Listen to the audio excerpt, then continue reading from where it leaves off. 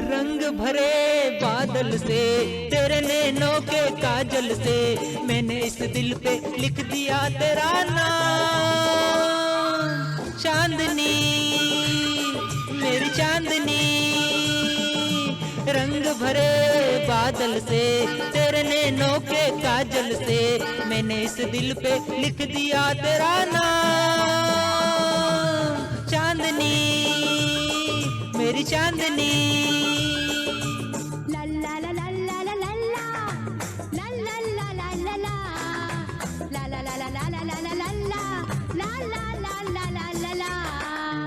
चांदनी मेरी चांदनी। हाँ, नाम लिख लिया, बिन पूछे ये काम किया। हाँ, तुमने मुझे बदनाम किया। एक 80-85 साल की बूढ़ी औरत उसी भाव से, जिस भाव से आज की नई नवेली दुल्हन भी करवा चौथ का व्रत नहीं रखती होगी, उस भाव से वो आज भी व्रत रखती और अपना बूढ़ा के छत पे ले जाए के आटा छन्नी में छानी छानी के देखे, क्योंकि बॉलीवुड की पिक्चर देखी गई भाभी। कथा में तो खाली चंद्रमा को देखने की महत्ता बताई गई, पर कथा पढ़ी नहीं कभी। बस वह तो अपना बुढ़ऊ की टुक टुक देखूं सूरतिया तुम्हारी, सूरतिया तुम्हारी, न मारा चंदा है तू, मारा तारा है तू, यूं करती। चलो या तो ये विनोद की बात, अब चला अपने कथा में प्रवेश करा। हेलो, वीरवती ने जब इस करवा चौथ व्रत को किया तो वो खूब धन धान्य को प्राप्त हुई, उसके अन्न धन के भंडार भर गए, उसको पुत्र की प्राप्ति हुई और पति भी खूब लंबी आयु को प्राप्त हुआ है। यही नहीं, श्री कृष्ण के वचनों को सुनकर द्रौपदी ने भी करवा चौथ के व्रत को बड़े आदर भाव से किया और उसी के प्रभाव से संग्राम में कौरवों पर विजय प्राप्त कर अतुलनीय राज्य को प्राप्त किया है, और जिससे उनका सब दुख दर्द दूर हुआ है। और तभी से इस व्रत को किया जाने लगा है, क्योंकि दुनिया प्रमाण मांगती है, चमत्कार को नमस्कार करती है। तो भगवान श्री कृष्ण ने द्रौपदी को इस व्रत की महत्ता बढ़ाते हुए इस व्रत की महिमा को और बढ़ाया है। करवा चौथ में 4 अलग अलग प्रकार की कथाएं बताई गई है, इसलिए इस व्रत को करवा चौथ कहा गया है। आइए हम भी इस करवा चौथ व्रत की कथा में प्रवेश करते हैं। मानदाता कहने लगे हैं कि जिस समय अर्जुन नीलगिरी पर तप करने के लिए गए थे तो पीछे से द्रौपदी खिन्न हो गई थी और चिंता करने लगी थी। द्रौपदी चिंतित थी कि अर्जुन ने बड़ा कठिन कर्म प्रारंभ किया है और शत्रु अनेक है। चिंता करना लाजमी है, हमारी आपके घरों की औरतों को भी बड़ी चिंताएं होती है महाराज के महारो छोरो बाहर गयो है, ना जाने किस हाल में भूखो है के तरियो है। यूं व्यर्थ की चिंता हमारे आपके घरों की औरतें भी करती है। भले ही बेटा कहीं नौकरी करवा जाए या बाहर खेलवा कूदवा जाए, छोरा की माँ उनके तो अनगनत चिंता लागी रे महाराज। तो द्रौपदी भी खूब चिंता करती है और चिंता करके भगवान श्री कृष्ण जी से यूं बोली है कि हे भगवान श्री कृष्ण, कोई ऐसा उपाय बताओ जिससे सब विघ्नों का नाश हो जाए। द्रौपदी कहती है कि हे सर्व जगत के नाथ, मुझ पर दया करो प्रभु, दया करो। तब भगवान श्री कृष्ण जी बोले हैं, हे महाभागे, तुम बड़ी भाग्यवान हो। श्री पार्वती जी ने भी शंकर भगवान जी से यही प्रश्न किया था। तब श्री शंकर जी ने पार्वती जी से जो कहा था, हे वारराहे, वही करक चतुर्थी नाम का व्रत मैं तुमसे कहता हूँ, तुम बड़े ध्यान पूर्वक सुनो, यह सब प्रकार के विघ्नों से मुक्त करेगा। श्री पार्वती जी ने कहा कि हे भगवान, करक चतुर्थी कैसे किया जाता है, इसका विधि विधान क्या है, और क्या पहले भी कभी इस व्रत को किसी ने किया है? ऐसे तमाम तरह के सवाल करने लगी है। इनमें से एक सवाल हमारे आपके जीवन में भी कुछ ज्यादा खड़ा होता है, वो है कि क्या पहले भी इस व्रत को कभी किसी ने किया है या सिर्फ हमसे ही करवा रहे हो? शायद इसीलिए कोई भी कथा में उसकी महत्ता, उसकी महिमा के बारे में ज्यादा बताया जाता है, क्योंकि आदमी बड़ी ही उल्टी खोपड़ी का है महाराज। वो कभी भी उठ के कोई भी प्रश्न चिन्ह लगा सकता है कि महाराज इस कथा के सुनने से होगा क्या, या इस व्रत को करने से होगा क्या, क्या पहले भी कभी इस व्रत को किसी ने किया है या हमसे ही करवा रहे हो?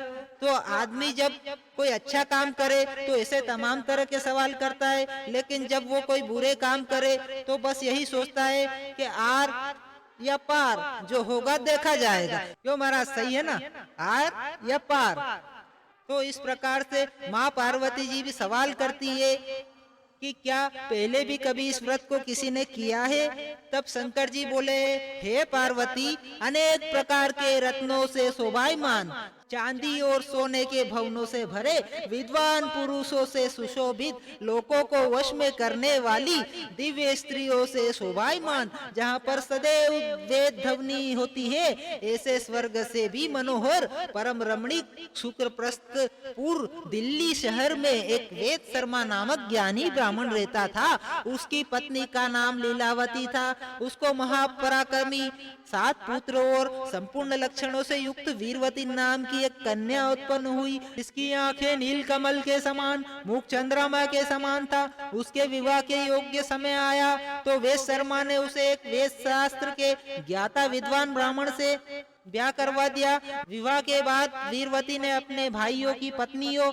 भौजाइयों के साथ मिलकर माँ गौरा का व्रत किया है। फिर कार्तिक कृष्ण चतुर्थी को व्रतोपवास कर सायंकाल में स्नान कर सभी ने श्रद्धा से वट वृक्ष का चित्र बनाकर उसके नीचे शंकर जी, गणेश जी और स्वामी कार्तिकेय के साथ माँ पार्वती जी का चित्र बनाया और ओम नमः शिवाय इस मंत्र से गंध पुष्प और अक्षत आदि से माँ गौरा का आह्वान कर माँ गौरा का पूजन किया।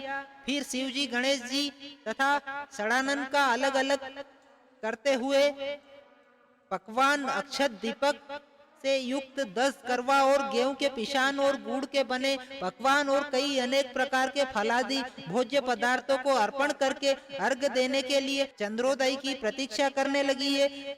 इसी बीच वीरवती बाला भूख प्यास से मूर्छित होकर गिर जाती है। तब उसके भाई बांधव रोने लगते हैं और वीरवती का मुंह धुलवाकर उसे धैर्य बंधाने लगते हैं और कहने लगे कि बस चंद्रमा आप उदय होने ही वाला है, तू चिंता मत कर। इतने में उसका एक भाई जलती हुई लुकारी लेकर आ जाता है और वह चंद्रमा के उदय होने के बहाने बहन वीरवती को जलती हुई लुकारी दिखा देता है। अब वीरवती ने भी चंद्रमा का उदय जानकर दुख का त्याग किया और विधि विधान से अर्घ दे भोजन कर लिया।